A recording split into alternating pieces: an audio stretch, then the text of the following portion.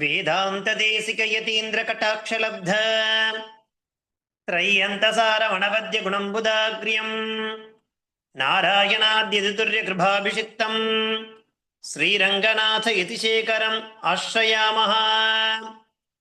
जयत्याश्रितसन्त्रास द्वान्तविद्वंसनोदयः प्रभावान् सीतया देव्या परमव्योमभास्करः वन्दे बृन्दावनचरम् वल्लवी जनवल्लभम् जयन्ती सम्भवम् धाम வைஜயந்தி விபூஷணம்.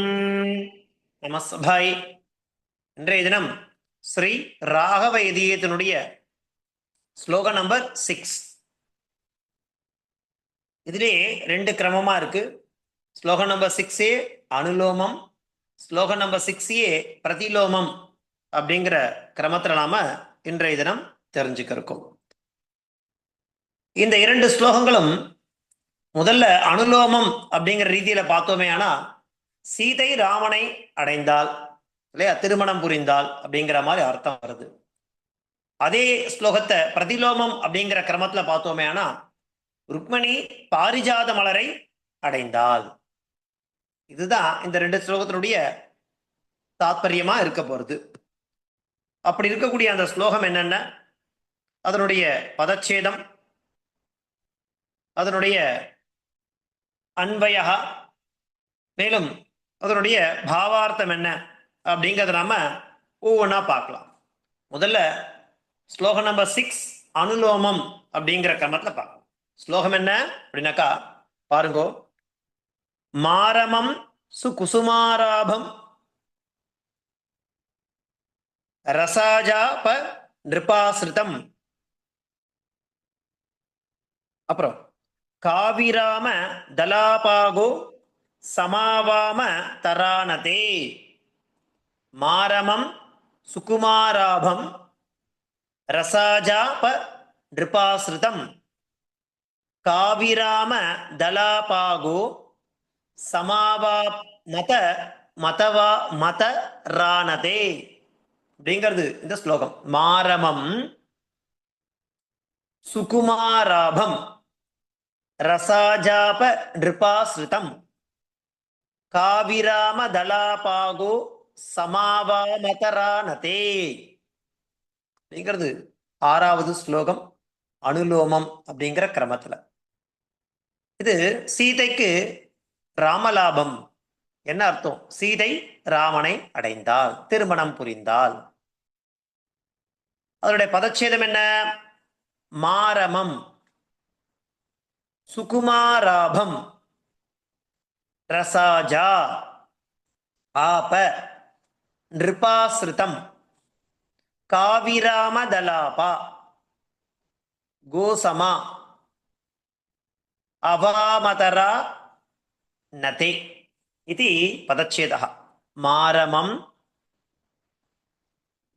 சுகுமாராபம் ரசாஜா ஆப நிருபாசிரிதம் காவிராமதலாப கோசமா அவாமதர நதே இது பதச்சேதः. இப்போ இதனுடைய அன்வயா என்ன இருக்கு அப்படின்னாக்கா காவிராமதலாபா முதல் பதம். அன்வயத்துல இப்ப பார்த்துட்டு இருக்கோம். முதல்ல என்ன பார்த்தோம்? பதச்சேதம் பார்த்தாச்சா?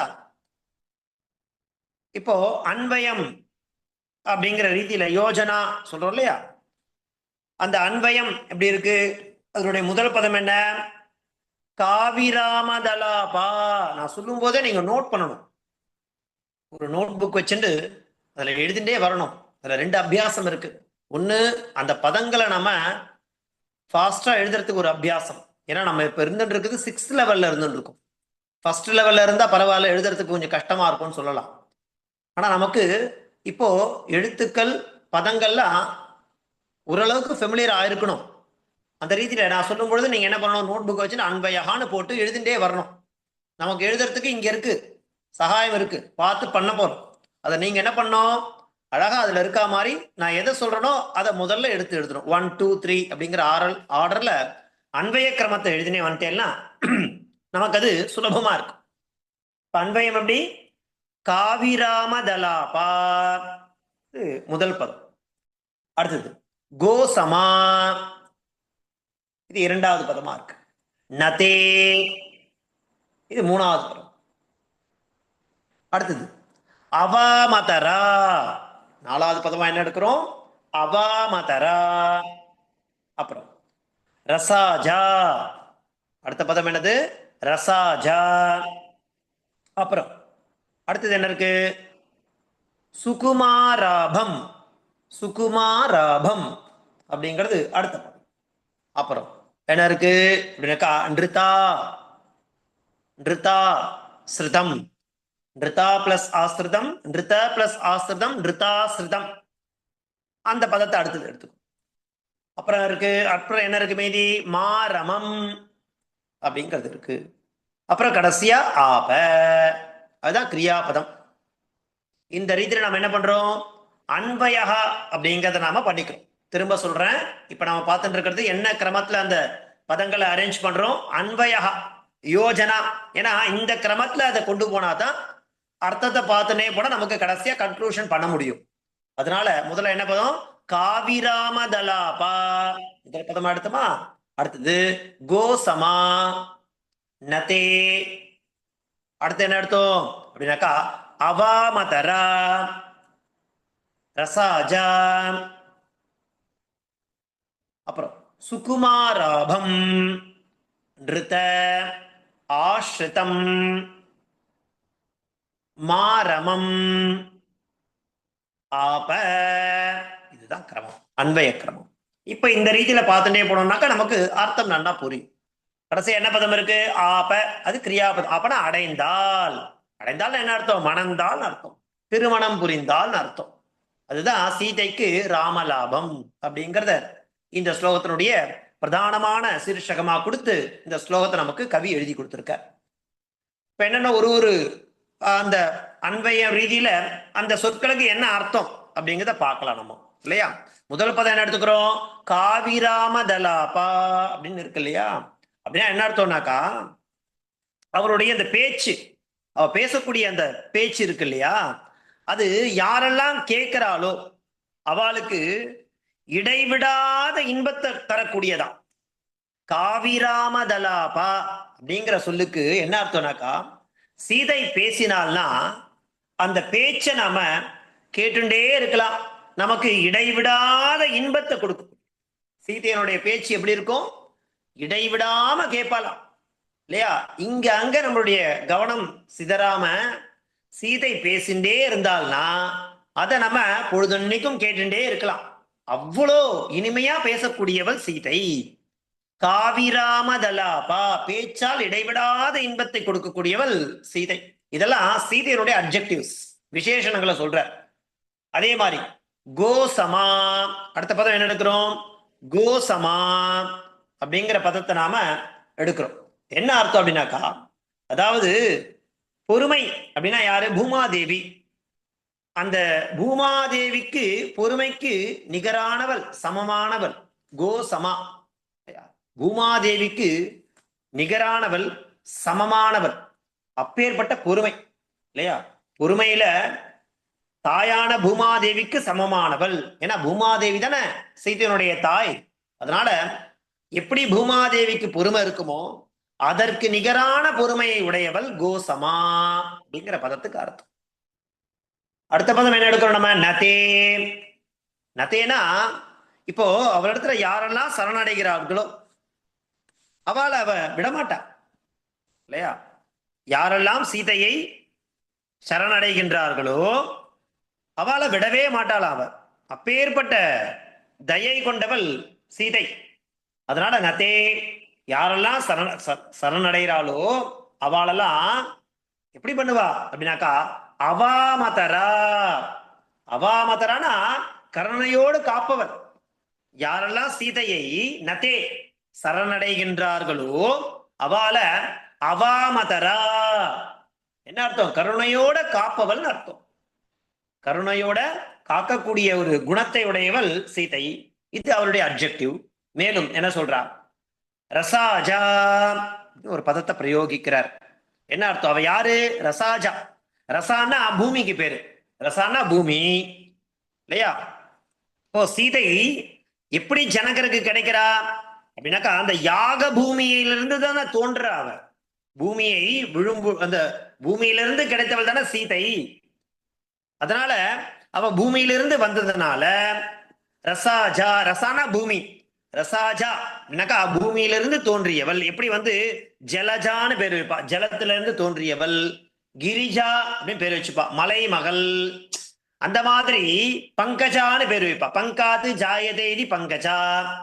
அதே ரீதியில இங்க ரசாஜா அப்படின்னா என்ன அர்த்தம்? ரசானா பூமி, பூமியிலிருந்து தோன்றியவள் யாரு? சீதை. அதனால அவருக்கு என்ன பேர் வந்தது? எப்படி ஜலஜா கிரிஜான்ற பேர் இருக்கா மாதிரி ரசாஜானா சீதாதேவி, பூமியிலிருந்து தோன்றியவள் அந்த சீதையானவள்.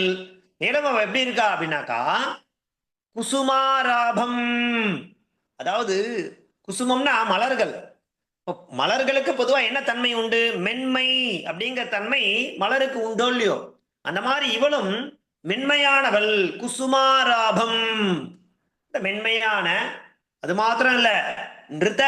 இப்போ அவ எப்படி இருக்கா? இங்க சாட்சாத் மகாலட்சுமி தான், ஆனா இப்போ ஒரு மனுஷ சரீரத்துல இருந்துட்டு இருக்கா. அதனால நிருத்த மனித வடிவத்தில் இருக்கக்கூடிய ஆசிரியம் அடைந்த மாரமம்.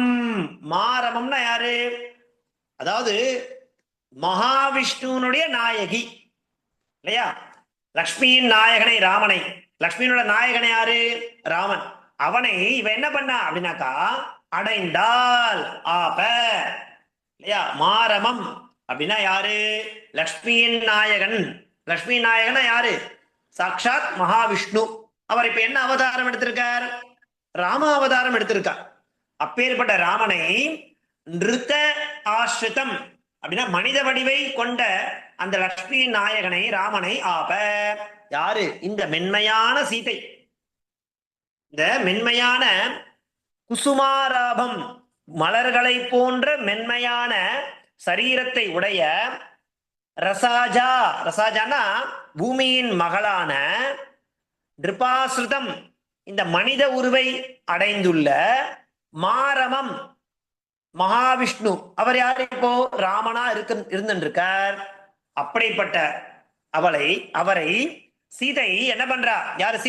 சீதன்ற சாட்சாத் பதம் இங்க இல்ல. நம்ம எப்படி புரிஞ்சுக்கணும்? ரசாஜான சீதை. அந்த சீதையானவள் எப்படிப்பட்டவள்? காவிராமதலாபா. அவ பேசிண்டே இருந்தா அந்த பேச்ச இன்றைய தினம் முழுக்க இல்ல, எப்பொழுதுமே கேட்டுட்டே இருக்கலாம். அப்பேற்பட்ட அவள் கோசமா இல்லையா? அந்த பூமியினுடைய பொறுமைக்கு நிகரானவள் சொல்லிட்டு அவளை நம்ம ஆசிரியிச்சா என்ன பண்ணுவா அப்படின்னாக்கா கருணையோடு காப்பாலாம் இல்லையா? அவாமதரா நதே. யாரெல்லாம் சீதையை மகாலட்சுமியை ஆசிரியிக்கிறார்களோ, சரணடைகின்றார்களோ அவர்களை என்ன பண்றா சீதை? அவாமதரா அப்படின்னா அர்த்தம் கருணையோட காக்கக்கூடியவள். அவள் நிருபாசிரிதம் மனித உருவை எடுத்திருக்கக்கூடிய அந்த மாரமம் ராமனை ஆப. ஆபனா அடைந்தால் அப்படின்னு அர்த்தம். திருமணம் புரிந்தால் அர்த்தம். பூமியில இருந்து தோன்றியவள், பூமியை போல பொறுமையை உடையவள், எல்லா விதமான மகிழ்ச்சியும் தன் பேச்சாலேயே கொடுக்கக்கூடியவள், தன்னை யாரெல்லாம் சரணடைகிறாளோ அவளுக்கெல்லாம் கருணை கொண்டவளுமான அந்த சீதையானவள் மனித வடிவம் கொண்டவரான இல்லையா? அது மாத்திரமில்ல, அழகிய மகாலட்சுமியின் நாயகனான ஸ்ரீ ராமபிரானை அடைந்தால் அல்லது மணந்தால், திருமணம் புரிந்தால் என்று சொல்லக்கூடிய இந்த 6வது ஸ்லோகம். மாரமம் குசுமாராபம் ரசாஜாப நிருபாஸ்ருதம் காவிராம தலாபாகோ சமா கோசமா இல்லையா? தலாபா கோசமா சொல்லிட்டு அவாமதரா நதே. மாரமம் குசுமாராபம் ரசாஜாப நிருபாஸ்ருதம் காவிராம தலாபா கோசமா இல்லையா? அவாமதரா நதே அப்படின்னு சொல்லக்கூடிய 6வது ஸ்லோகம். இந்த ஸ்லோகத்தை நம்ம அனுலோமம் அப்படிங்கிற கிரமத்துல வாசிச்சுட்டு இருக்கோம். அப்படி வாசிக்கும் பொழுது சீதைக்கு ராமலாபம் என்று பொருளை கொண்ட 6வது ஸ்லோகம். அதே 6வது ஸ்லோகத்தை இப்ப நாம பிரதிலோமம் அப்படிங்கிற கிரமத்துல வாசிச்சோன்னா அதுக்கு என்ன அர்த்தம் கிடைக்க போறது அப்படிங்கிறத பாருங்க. அதாவது ருக்மிணி பாரிஜாத மலரை அடைந்தார். தேவலோகத்திலிருந்து நாரதர் அந்த ஒசத்தியான பாரிஜாத மலரை கிருஷ்ணருக்கு கொடுக்கிறார். அந்த மலரை ருக்மிணி எப்படி அடைந்தால் அப்படிங்கறத சொல்லக்கூடிய ஒரு ஸ்லோகமா இந்த ஸ்லோகத்தை நம்ம பார்க்க போறோம். பிரதிலோமமா போன ஸ்லோகம் அனுலோமமா பார்க்கும் பொழுது சீதை ராமனை அடைந்தால்னு ஒரு தாத்பரியம் கொண்ட அதே ஸ்லோகத்தை இப்ப நாம கிரமம் மாத்திரம் பிரதிலோமம்ன்ற கிரமத்துல பார்க்கும் பொழுது அதற்கு என்ன தாத்பரியம் கொடுத்திருக்காரு அந்த கவி அப்படின்னாக்கா பாரிஜாத மலரை ருக்மிணி எப்படி பெற்றால் அடைந்தால் அப்படிங்கறதான ஒரு அர்த்தத்தை கொண்ட ஸ்லோகம். என்ன ஸ்லோகம் அது பாருங்க. தேனராதம் அவாமா ஆச கோபாலாது அமராவிகா தம் ஸ்ருதா நிருபஜா சாரபம் ராமா குசுமாத் ரமா. தேனராதம் அவாமா ஆச கோபாலாது அமராவிகா தம் ஸ்ருதா நிருபஜா சாரபம் ராமா குசுமாத் ரமா. அப்படிங்கிறது 6வது ஸ்லோகம் பிரதிலோமம். பிரதிலோமன்ற கிரமத்துல 6வது ஸ்லோகம். இதனுடைய பதச்சேதம் என்ன?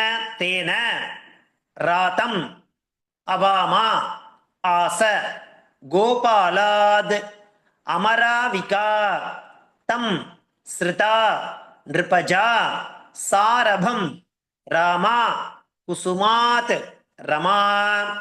இது பதச்சேதா. இப்ப நம்ம பதச்சேதம் இங்கேயே இருக்கு. அதை பார்த்து இப்ப நம்ம என்ன பண்ண போறோம்?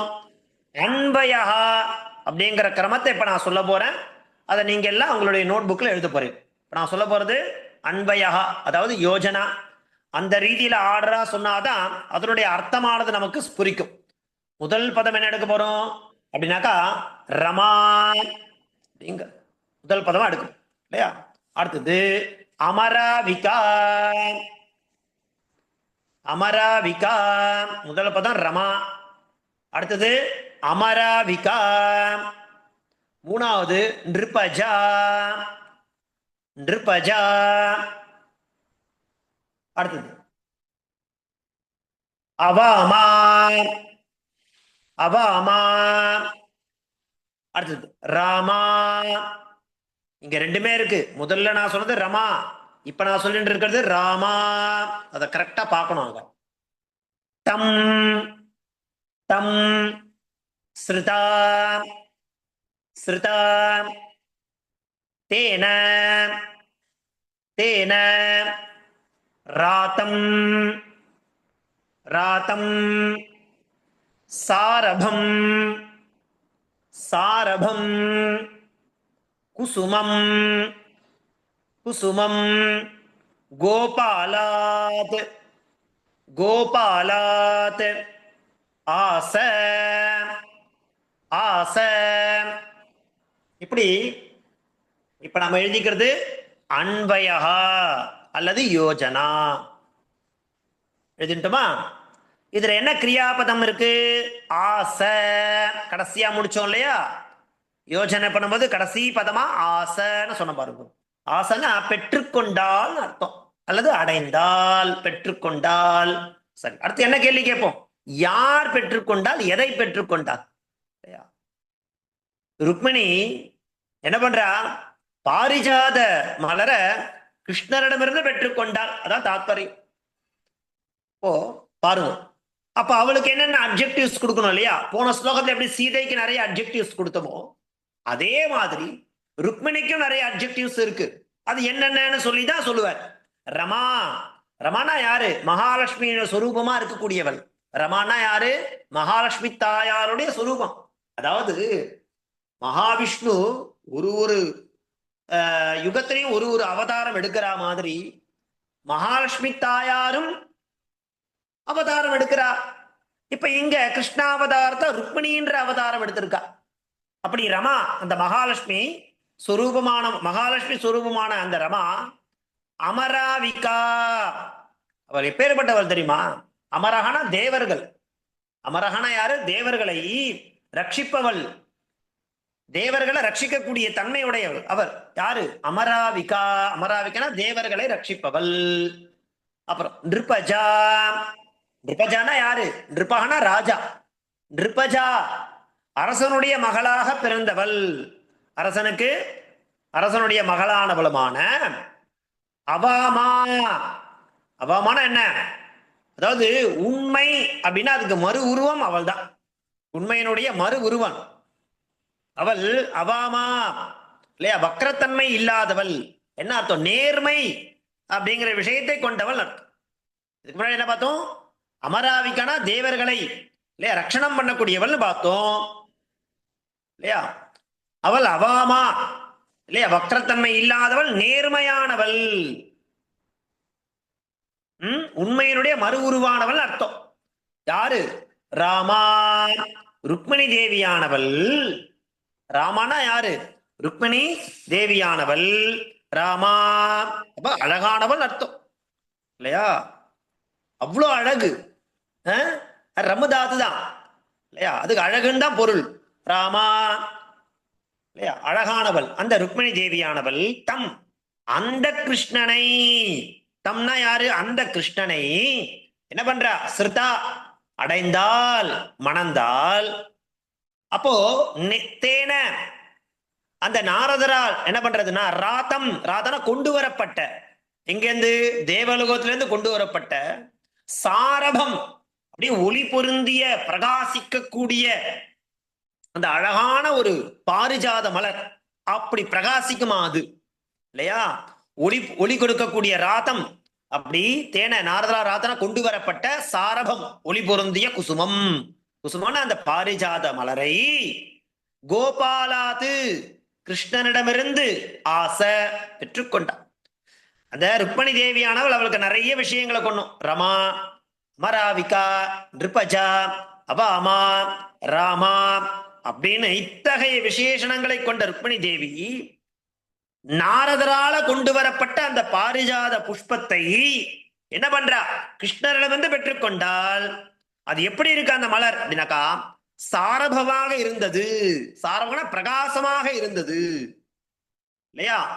ஒரு புஷ்பம் எப்படி இருக்கும்னாக்கா, ஏன் அது அப்படி பிரகாசமா இருக்குன்னா அதுல நிறைய தேன் இருக்கும், நிறைய நறுமணம் இருக்கும், ஏற்றம் இருக்கும். இப்படி பலவிதமான விஷயங்களை பொருந்தி இருக்கக்கூடிய, ஒளி வீசக்கூடிய அந்த சாரபமானது, புஷ்பமானது, பாரிஜாதமானது தேவலோகத்து மலருக்கு அப்படி அப்படி இருக்கும். அது தேவலோகத்துல மாத்திரம் தான் கிடைக்கும், வேற எங்கேயும் கிடையாது.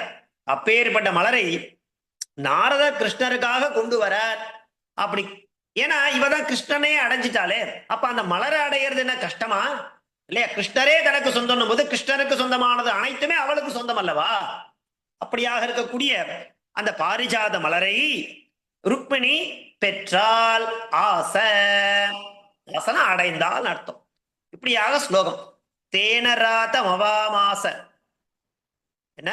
தேனராதம் அவாமா ஆச கோபாலாது அமராவிகா தம் ஸ்ருதா நிருபஜா சாரபம் ராமா குசுமாத் ரமா. தேனராதம் அவாமா ஆச கோபாலாத் அமராவிகா தம் ஸ்ருதா நிருபஜா சாரபம் ராமா குசுமாத் ரமா சொல்லக்கூடிய 6வது ஸ்லோகம். பிரதிலோமம் அப்படிங்கிற கிரமத்துல பார்த்தோமே, ஆனா ருக்மிணி பாரிஜாத மலரை அடைந்தால் அல்லது பெற்றால், கிருஷ்ணரிடமிருந்து பெற்றால் அப்படிங்கிறதான ஸ்லோகம். இப்படியாக இன்றைய தினம் நாம 6வது ஸ்லோகம் அப்படிங்கிறத எடுத்துட்டு அந்த ஸ்லோகத்தினுடைய அனுலோமம் அப்படிங்கிற கிரமத்துல வாசிக்கும் பொழுது சீதை ராமனை அடைந்தால் அப்படிங்கிறதான பொருள் கொண்ட ஸ்லோகம். அதே ஸ்லோகத்தை பிரதிலோமம் அப்படிங்கிற கிரமத்துல நாம பார்த்தோமையானா அந்த ஸ்லோகமானது ருக்மிணி பாரிஜாத மலரை அடைந்தார், யாரிடமிருந்து? கிருஷ்ணரிடமிருந்து பெற்றால் என்று பொருளை தரக்கூடிய 6வது ஸ்லோகம். ஸோ இந்த ஸ்லோகம் என்ன, அதனுடைய பதச்சேதம் என்ன, அதனுடைய அன்வயம் என்ன அப்படிங்கிற மாதிரி சொல்லி அதனுடைய அர்த்தத்தோட நாம பார்த்துன்னு வந்துட்டு இருக்கோம். இதோட 6 ஸ்லோகம், மொத்தமா பார்த்தா 12 ஸ்லோகம் பார்த்துருக்கோம். ஆனா எண்ணிக்கை அப்படின்னா மொத்தம் 30 ஸ்லோகம். அதே அனுலோமம் பிரதிலோமம்னு பார்த்தோம்னாக்கா 12 ஸ்லோகங்களாக நாம இதுவரை பூர்த்தி பண்ணியிருக்கோம். ஸோ நடந்து முடிஞ்ச ஸ்லோகங்களை நன்னா அபியாசம் பண்ணிட்டே வாங்கோ. அடுத்த வகுப்புல அடுத்த ஸ்லோகத்தோட நம்ம பார்க்கலாம். கவிதார்க்கிக சிம்ஹாய கல்யாண குணசாலினே ஸ்ரீமதே வெங்கடேஷாய வேதாந்த குரவே நமஹ. தாசன் தன்யவாதாக. ಧನ್ಯವಾದಗಳು ಸ್ವಾಮಿ.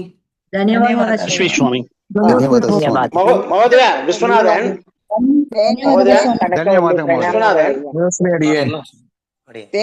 ஒரு சந்தேகம் மகோதயா. சொல்லுங்க சுவாமி. அந்த குசுமம் வருமா குசுமாத் வருமா மகோதயா? குசுமம் எங்க சுவாமி? ரெண்டாவது சென்டென்ஸ்ல அன்பு இதுல பதச்சேதகத்துல குசுமாத்னு போட்டிருக்கு, குசுமம் வருமா அப்படின்னு கேக்குறேன். செகண்ட் ஸ்லோகத்திலயா? இதே ஸ்லோகத்துல, ஆமா செகண்ட் ஸ்லோகத்துல தான். செகண்ட் ஸ்லோகத்துல குசுமம் வரணும், குசுமாத்னு போட்டிருக்கு. அது கரெக்டா? எது கரெக்ட்? குசுமம் குசுமம் தான், குசுமம் தான் கரெக்ட். ஓகே, குசுமம். அது மட்டும் குசுமம். தேனனா என்ன மீனிங் சுவாமி? தேன தேனனா தன்யவாதம். தேனனா நாரதரால். நாரதரால. தேங்க்யூ. ಧನ್ಯವಾದ. ಧನ್ಯವಾದ. ಧನ್ಯವಾದ ಮಹೋದಯ. ಧನ್ಯವಾದ. ಧನ್ಯವಾದ ಸ್ವಾಮಿ. ಧನ್ಯವಾದ. News median.